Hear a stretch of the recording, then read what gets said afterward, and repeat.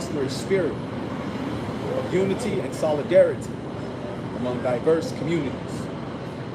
As we embark on this sacred journey, let us remember the words of the psalmist David, how good and pleasant it is when God's people live together in unity. Let us heed these words as we strive to build a future that honors the dreams of our ancestors and the aspirations of our children. May peace and blessings be upon you all. In the name of the Father, the Son, and the Holy Spirit. Sincerely, yours truly, Yeshua, HaMashiach Samson, the Lion from the tribe of Judah.